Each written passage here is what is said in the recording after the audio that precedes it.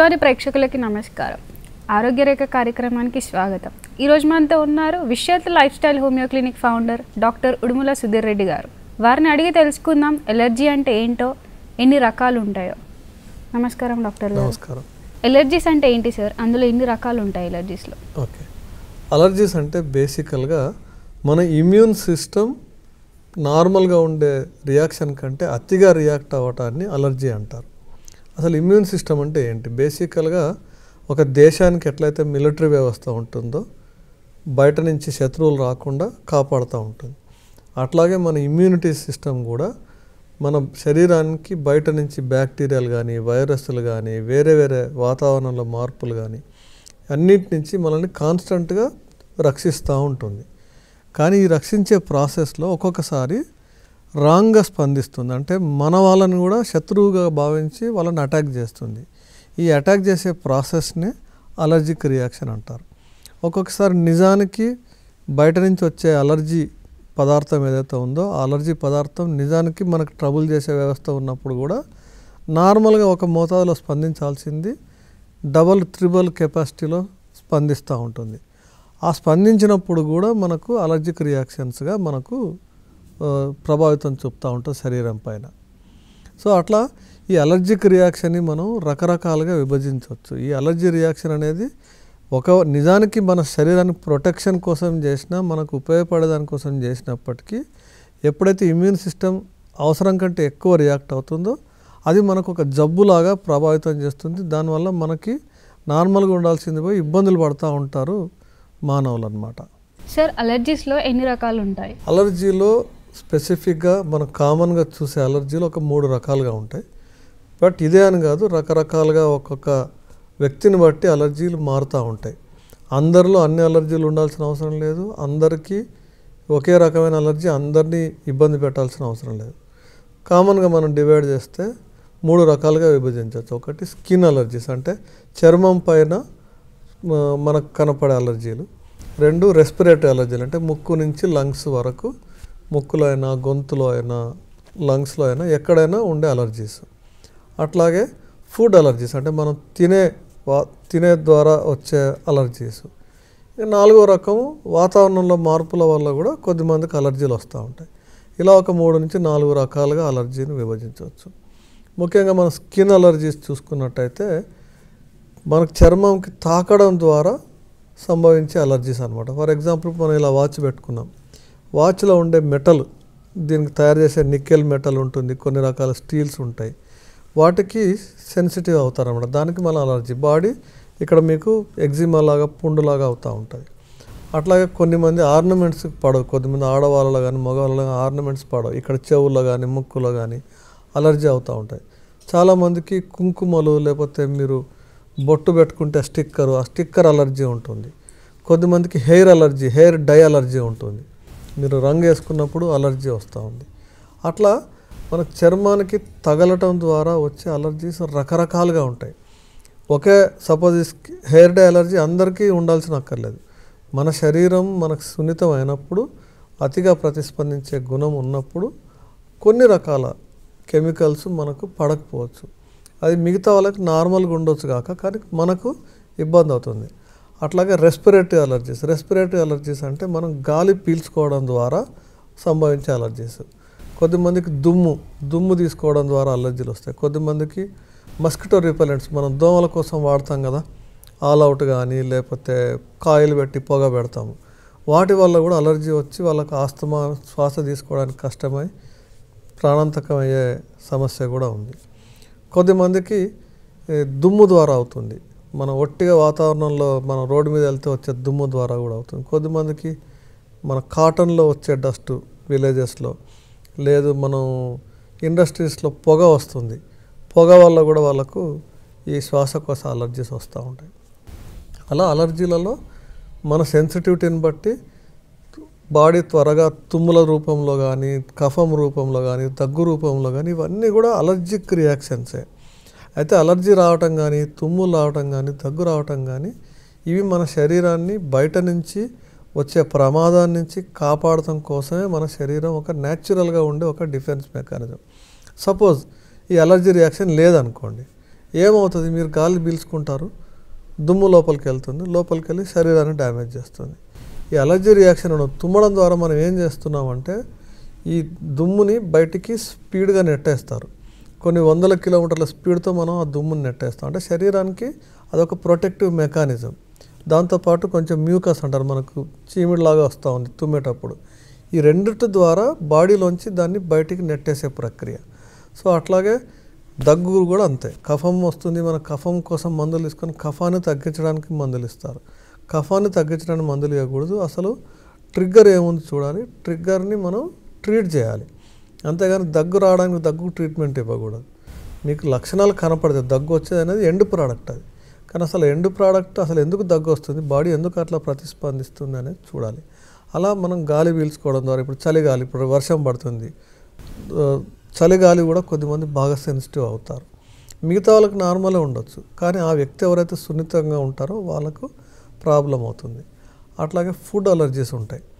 Food allergies అంటే అందరికీ అన్నీ పడవు, చాలామందికి అన్నీ పడతాయి. కానీ ఇంతకుముందు పడిన వస్తువులు కూడా సడన్గా మీరు ఒక్కొక్కసారి హైపర్ సెన్సిటివ్ అవ్వచ్చు. అంటే సడన్గా ఇప్పుడు దాకా నిన్న మొన్న మీరు తిన్నారు బాగానే ఉంది, కానీ సడన్గా ఏదో కారణం చేత ఇప్పటి నుంచి మీకు ఆ ఫుడ్ తింటే మీకు అలర్జీలు రావచ్చు. సాధారణంగా మనం చూసే ఫుడ్ అలర్జీలు పీనట్ అలర్జీ. మనం వేరుశనగలు తింటారు కదా, వేరుశనగలు తింటే కూడా అలర్జీ అవుతుంది. కొద్దిమందికి ఆల్మండ్స్ తింటే అలర్జీ అవుతుంది. కొద్దిమందికి పాల ఉత్పత్తులు వాటి వల్ల కూడా అలర్జీ అవుతుంది. చిన్న పిల్లల్లో చూస్తాం కదా, లాక్టోస్ ఇంటాలరెన్స్ అంటారు, పాలు తాగంగానే వాళ్ళకు వామిటింగ్స్ అవుతూ ఉంటాయి. సో అంటే బాడీ సహించుకోలేక దాన్ని నెట్టేస్తుంది. అట్లాగే కొద్దిమందికి లూజ్ మోషన్స్ అవుతూ ఉంటాయి. చేపలు, గుడ్లు ఇట్లాంటివి తిన్నప్పుడు కూడా వాళ్ళకు లూజ్ మోషన్స్ అవుతూ ఉంటాయి, పొట్ట నొప్పి వస్తుంది, వామిటింగ్ అవుతూ ఉంటుంది. ఎందుకంటే బాడీ తట్టుకోలేక వాటిని అలర్జిక్ రియాక్షన్ రూపంలో బయటికి నెట్టేస్తూ ఉంటాయి. అలా చెప్పుకుంటూ పోతే పెద్ద లిస్టే ఉంటుంది. వాతావరణానికి రియాక్ట్ అవుతారు, ఆహార పదార్థాలకు రియాక్ట్ అవుతారు, కొద్దిమంది మందులకి అంటే కొన్ని మెడిసిన్స్కి రియాక్ట్ అవుతారు. కామన్గా చూసి ఏంటంటే సల్ఫర్ డ్రగ్ అలర్జీ అంటారు. కొన్ని పెయిన్ కిల్లర్స్ కానీ కొన్ని రకాల యాంటీబయాటిక్స్ కానీ కొద్దిమందికి అసలే పడవు. వాటి వల్ల సైడ్ ఎఫెక్ట్ వస్తుంది. వేరే ప్రాబ్లం కోసం వాళ్ళు మందులు వాడితే ఆ ట్యాబ్లెట్ వల్ల వాళ్ళకి స్కిన్ పైన మళ్ళీ అలర్జీలు వస్తాయి. ఎందుకంటే వాళ్ళు హైపర్ సెన్సిటివ్ ఉన్నారు కాబట్టి. సో అట్లా రకరకాల అలర్జీ వస్తాయి. మీరు ఇంకా కామన్గా చూసే అలర్జీ ఏంటంటే నాపీ ర్యాష్ అంటారు. చిన్నపిల్లల్లో మనం డైపర్లు వేస్తాం కదా, డైపర్లో పైన ఒక ప్లాస్టిక్ లేయర్ ఉంటుంది, ఒక సింథటిక్ లేయర్ ఉంటుంది. ఆ సింథటిక్ లేయర్లో ఉండే కెమికల్స్, వాటిలో వాడే లేటెక్స్, వాటి వల్ల కూడా నాపీ ర్యాష్ వస్తుంది. తడి ఉండటం వల్ల వచ్చే ర్యాష్ కాకుండా ఈ నాప్కిన్లో ఉండే దీనివల్ల ర్యాష్ వస్తుంది. ఆడవాళ్ళలో శానిటరీ నాప్కిన్స్ వాడతారు, వాటికి కూడా సెన్సిటివ్ ఉంటారు. కేవలం అది వాడినందువల్ల వాళ్ళకి ఆ ప్రైవేట్ పార్ట్స్లో విపరీతమైన ర్యాష్, గుల్లలు రావటం, మంట రావటం ఇట్లాంటివి ఉంటాయి. చాలామంది డాక్టర్లకు కూడా లేటెక్స్ అలర్జీ ఉంటుంది. మనం గ్లౌజ్ వేసుకుంటాం కదా, గ్లౌజ్ అంటే రబ్బర్, అది ఆ రబ్బర్ వల్ల కూడా చాలా సెన్సిటివ్ అవుతారు. ఎప్పుడైతే ఆ రబ్బర్ వేసుకుంటే కాంటాక్ట్ అవ్వగానే ఇదంతా పొక్కిపోతుంది, మనం నిజంగా ఏదో కెమికల్ వేసి పొక్కినట్టు, అంత సెన్సిటివ్ ఉంటారు. సో అన్ని అలర్జీల్లో ముఖ్యంగా ప్రధానమైనది ఏంటంటే మనం ఫస్ట్ అలర్జీని ఐడెంటిఫై చేయాలి, ఆ అలర్జీకి దూరంగా ఉండాలి. ఫస్ట్ అవాయిడ్ చేయాలి, తర్వాత ట్రీట్ చేయాలి. నేను కంటిన్యూస్ కొన్ని అలర్జీలు మనం నిజానికి అవాయిడ్ చేయలేము. ఇప్పుడు వాతావరణంలో చల్లగా ఉంది, మీ బాడీ సెన్సిటివ్ అయ్యారు, మీరు వాతావరణాన్ని తప్పించుకొని పారిపోలేరు కదా. సో అప్పుడు మనం ట్రీట్మెంటే ఇవ్వాలి. సో అందువల్ల ఎక్కడెక్కడైతే మనం అవాయిడ్ చేయగలుగుతామో, ఎక్కడెక్కడైతే మనం దాన్ని తీసేయగలమో అది తీసేసి తర్వాత మీరు ట్రీట్మెంట్ తీసుకున్న తర్వాత అది వాడినా కూడా మీకు ఏం కాదు. సో అలా అలర్జీలు వల్ల మనకి నిజానికి ప్రొటెక్టివ్ రియాక్షన్ అయినప్పటికీ దానివల్ల మళ్ళీ మనకి ఇబ్బంది అవుతూ ఉంటుంది. ఎలర్జీ వస్తుందనేది ఎలా తెలుసుకోవాలి సార్? అలర్జీ వస్తుందని తెలుసుకోవాలంటే సింపుల్ అండి. అంటే ఇప్పుడు మీకు ఒకవేళ కాంటాక్ట్ డర్మటైటిస్ అంటే చర్మం పైన రావటం ద్వారా అంటే మీకు దద్దుర్లు వస్తాయి, ముఖ్యంగా మంట, మీరు తప్పించుకునే అవకాశమే లేదు, అంటే మీరు తెలియకుండా ఉండే అవకాశమే లేదు. అక్యూట్గా సివియర్గా ప్రాబ్లం అవుతుంది. కొన్నిసార్లు కొన్ని అలర్జీలు మీకు ప్రాణాంతకం కూడా అవుతాయి. సో అంత సివియర్గా ఉంటుంది. సో మీకు సిమ్టమ్స్ వస్తూ ఉంటాయి. సపోజ్ స్కిన్ అలర్జీలు అనుకోండి, మీకు చర్మం పైన దద్దులు వస్తాయి, మంటలు వస్తాయి. అదే రెస్పిరేటరీ అలర్జీలు అయితే మీకు తుమ్ములు వస్తాయి, కళ్ళలో అయితే కళ్ళు ఎర్రగా అవుతాయి, నీళ్ళు కారుతూ ఉంటాయి. రెస్పిరేటరీ అలర్జీ దగ్గు వస్తుంది. ఫుడ్ అలర్జీలు అనుకోండి, మీకు మీరు వేరుశనగల అలర్జీ ఉంటే ఫర్ ఎగ్జాంపుల్ తినగానే మీకు లోపల అంతా పొక్కిపోతుంది, మంట, వామిటింగ్ అవుతుంది, కొద్దిమంది పొట్ట నొప్పి వేస్తుంది, కొద్దిమందికి లూజ్ మోషన్స్ అవుతాయి. సో అలా అలర్జీలను ఐడెంటిఫై చేయడం పెద్ద కష్టమేం కాదు. సిమ్టమ్స్ ఉంటాయి, మీరు తప్పించుకోలేరు, వెంటనే తెలిసిపోతుంది, తెలియకుండా ఏమి ఉండదు. సో అందువల్ల మీకు ఎప్పుడైతే అలర్జీ అని డౌట్ వస్తుందో ఫస్ట్ మీరు ఎలిమినేషన్ మెథడ్లో టెస్ట్ చేసుకోవాలి. సపోజ్ మీరు ఏదో ఫుడ్ తిన్నారు, అది మీకు పడని వస్తువు ఉంది, అంతా బాగున్నప్పుడు చిన్న మోతాదులో మళ్ళీ టెస్ట్ చేసుకోవాలి. మీరు పక్కనే యాంటీహిస్టమైన్స్ కానీ డాక్టర్ అందుబాటులో ఉన్నప్పుడు టెస్ట్ చేసుకోవాలి. అప్పుడు మీకు నిజంగా ప్రమాదమైనా కూడా డాక్టర్ గారు అందుబాటులో ఉంటారు, మీకు ఐడెంటిఫై చేసుకోవచ్చు. ఐడెంటిఫై చేస్తే ట్రీట్మెంట్ చేయడం చాలా సులువు. ఐడెంటిఫై చేయకుండా మనం అన్నోన్గా ట్రీట్మెంట్ చేయాలన్నా కూడా చేయొచ్చు, కానీ మీకు టైం ఎక్కువ పడుతూ ఉంటుంది.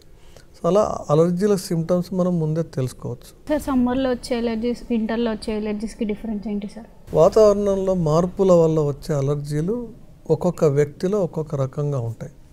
సో సీజనల్ అలర్జీస్ అంటాం. ఫర్ ఎగ్జాంపుల్ ఇప్పుడు ఈ వర్షాకాలం, చలికాలంలో వాతావరణంలో గాలిలో తేమ వల్ల మనకి అలర్జీలు ఉంటాయి. కొన్ని దేశాల్లో పోలెన్ అలర్జీ అంటారు. అంటే పుప్పొడి రేణువులు రాలి సీజన్ చేంజ్ అవుతున్నప్పుడు గాలిలో మొత్తం పోలెన్ ఉంటుంది.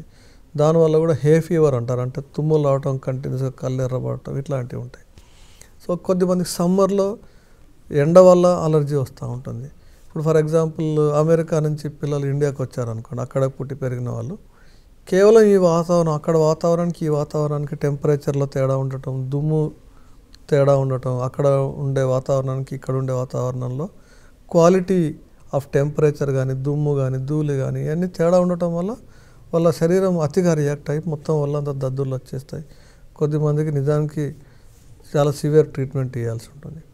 వీటన్నిటికీ ప్రధాన కారణం ఏంటంటే బాడీలో 2 రకాల కారణాలు ఉంటాయి. ఒకటి ఇంట్రిన్సిక్ ఫ్యాక్టర్స్ అంటాం, అంటే మన శరీరమే అతిగా రియాక్ట్ అయ్యే గుణాన్ని కలిగి ఉండటం. 2 ఎక్స్ట్రిన్సిక్ అంటే బయట వస్తువుల వల్ల మనకి రియాక్షన్ రావటం. చాలామందిలో మన ఇంట్రిన్సిక్ ప్రాబ్లము, ఎక్స్ట్రిన్సిక్ ప్రాబ్లం 2 కలిపి ఉంటాయి.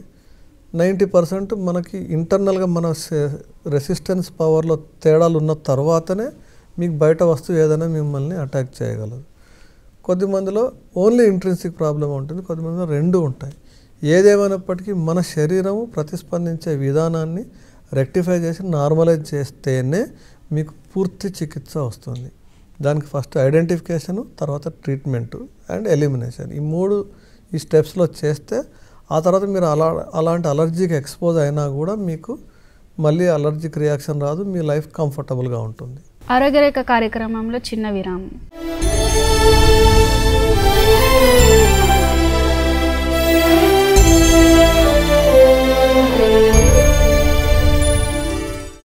ఆరోగ్యరేఖ కార్యక్రమానికి తిరిగి స్వాగతం.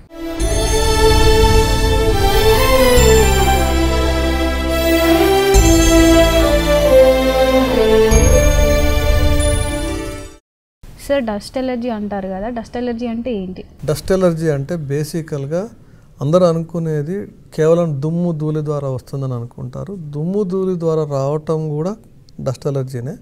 కాకపోతే కామన్గా మీరు పిలిచే డస్ట్ ఎలర్జీ వాతావరణంలో మార్పులు, దుమ్ము, ధూళి ఇవన్నిటి కలిపి ఒక సమూహంగా వచ్చే ఒక సమస్య. అలర్జిక్ రైనైటిస్ అంటారు మెడికల్ పరిభాషలో. అంటే సాధారణంగా మీరు చూస్తుంటారు కదా, పొద్దున్న నిద్ర లేవగానే కంటిన్యూస్గా గంట సేపు తుమ్ముతూనే ఉంటారు, ముక్కు గారుతూనే ఉంటుంది, కళ్ళు ఎర్రబడుతూ ఉంటాయి. అలా సీజన్తో సంబంధం లేకుండా 365 రోజులు వాళ్ళకి అలర్జీ వస్తూనే ఉంటుంది. సాధారణంగా అందరూ ఇదే నాకు డస్ట్ అలర్జీ ఉంది అంటారు. యాక్చువల్గా వాళ్ళకి డస్ట్తో సంబంధం లేదు, మామూలుగానే అలర్జీ ఉంటుంది. వాళ్ళ బాడీ అతిగా రియాక్ట్ అవుతుంది. అందువల్ల వాళ్ళకు ఈ ముక్కు చుట్టూ ఉండే మ్యూకస్ మెంబ్రెన్స్లో ఎక్కువ సెక్రీషన్స్ అవుతూ ఉంటాయి. ఆ సెక్రీషన్ బయటికి తోయడానికి తుమ్మల రూపంలో బాడీ నెట్టేస్తూ ఉంటుంది. ఇది బేసిక్ ప్రాబ్లం. అయితే వీళ్ళకు దుమ్ము వల్ల కూడా, పొగ వల్ల కూడా, వాతావరణంలో మార్పుల వల్ల కూడా ఏ కారణం లేకున్నా వాళ్ళకి రోజు పొద్దున్న నిద్రలోగానే తుమ్ములు వస్తూ ఉంటాయి. చాలామందిలో 1 గంట తర్వాత, 1 గంటన్నర తర్వాత నార్మల్ అయిపోతారు. కొద్దిమంది బాగా సివియర్ ఉన్నవాళ్ళు మొత్తం రోజంతా కూడా ఇబ్బంది పడుతూనే ఉంటారు. ఎండాకాలం, వర్షాకాలం, చలికాలంతో సంబంధం లేకుండా ప్రతిరోజు బాధపడుతూనే ఉంటారు. కొద్దిమంది ఓన్లీ వర్షాకాలంలో, లేదు కొద్దిమంది ఓన్లీ శీతాకాలంలోనే ఇబ్బంది పడుతూ ఉంటారు. వీళ్ళలో కూడా బేసికల్గా ఏమవుతుందంటే ఈ అలర్జీలు, ముక్కులో ఉండే అలర్జీలు సైనస్కి ఎఫెక్ట్ అవుతాయి. తద్వారా వాళ్ళు సైనసైటిస్ ప్రాబ్లం కూడా గురవుతారు. అంటే ఈ ముఖంలో ఉండే, ఫేస్లో ఉండే బోన్స్లో గాలి బుడగలు ఉంటాయి. ఆ గాలి బుడగల్లో కూడా వెళ్ళి ఇన్ఫెక్ట్ అవ్వడం ద్వారా ఇక్కడ అంతా లిక్విడ్ నిలబడిపోయి వాళ్ళకి ఇదంతా ఫేస్ విపరీతమైన నొప్పులు వస్తుంది. ఇట్లా కదిలితే కూడా లోపల ఏదో నీళ్ళు పోసి కదిలించినట్టు నొప్పులు వేస్తుంటుంది. అలా సైనస్ హెడేక్స్ కింద దారితీయవచ్చు. అది ఇంకా ట్రీట్ చేయకుండా ఉంటే ఈ డస్ట్ అలర్జీ తుమ్ములతో పాటు సైనస్ అవుతుంది, థ్రోట్ ఇన్ఫెక్షన్ వచ్చి టాన్సిలైటిస్ వస్తూ ఉంది. అది ఇంకా కూడా నెగ్లెక్ట్ చేశారనుకోండి బ్రాంకైటిస్, బ్రాంకియల్ ఆస్తమా కింద కూడా మారే అవకాశం ఉంటుంది. యూజువల్గా అలర్జిక్ ఆస్తమా అంటాము. ఈ వాతావరణంలో అలర్జీల కారణం చేత ఆస్తమా కింద మారిపోతుంది. అంటే అంత మనం as soon as possible treatment ఇవ్వాలి. ఎందుకంటే జనరల్గా ఈ అలర్జీలు మన బాడీలో ఫస్ట్ స్కిన్ అలర్జీస్ వస్తాయి, తర్వాత ముక్కులో వస్తుంది, తర్వాత గొంతులో, తర్వాత లంగ్స్లో. ఇది ఒక ఆర్డర్ అన్నమాట. మనం చూస్తే చిన్నపిల్లల్లోనే చిన్నప్పుడే మీకు చర్మం పైన గుల్లలు వస్తాయి.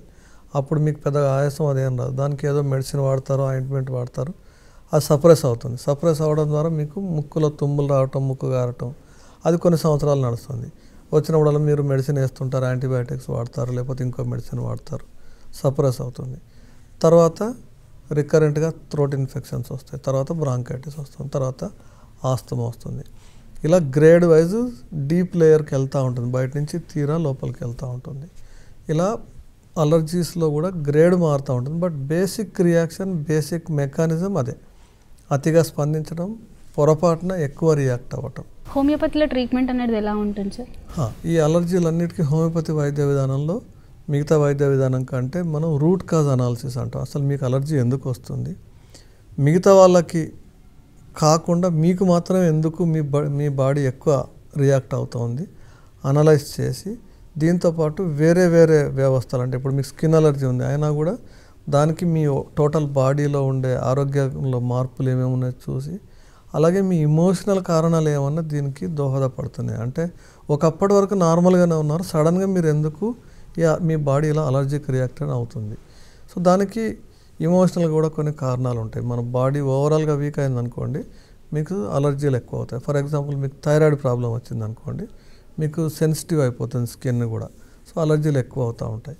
సో అలా మనం మీకున్న ఈ ప్రాబ్లం ఒక్కటే కాకుండా దానికి వేరే రకంగా వేరే వేరే శరీర భాగాల నుంచి వేరే వేరే సమస్యల నుంచి దీనికి ఏమైనా వస్తుందో చూసి వాటిని అన్నింటినీ బేరీజ్ వేసుకొని మనం హోమియోపతిలో అద్భుతమైన మెడిసిన్స్ ఉంటాయి. ఓన్లీ అలర్జీ వచ్చినప్పుడు వేసుకోవడం కాకుండా అసలు మీ బాడీ ఒకప్పటిలాగా నార్మల్ రియాక్ట్ అయ్యేలాగా మనం ట్రీట్మెంట్ ఇవ్వడం జరుగుతుంది. తద్వారా ఏమవుతుందంటే మీరు రేపటి రోజున ఒకసారి ట్రీట్మెంట్ కంప్లీట్ అయిన తర్వాత మీరు జీవితకాలం మందులు వాడే అవసరమూ లేదు, మీకు బాడీ అతిగా రియాక్ట్ అవ్వదు, అలర్జీలు రావు. ఒకవేళ మీకు అలర్జీలు వచ్చే పరిస్థితి ఉన్నా కూడా క్రమేపీ బెటర్ అయిపోయి కంప్లీట్గా నార్మల్ అవుతారు. అసలు మీకు నా మెడిసిన్ కూడా ఏ మెడిసిన్ కూడా అవసరం లేకుండా వాతావరణంలో మార్పుల వల్ల కానీ అలర్జీల వల్ల కానీ మీకు ఏ సమస్య రాకుండా పూర్తిగా తగ్గించుకునే అవకాశం ఉంది.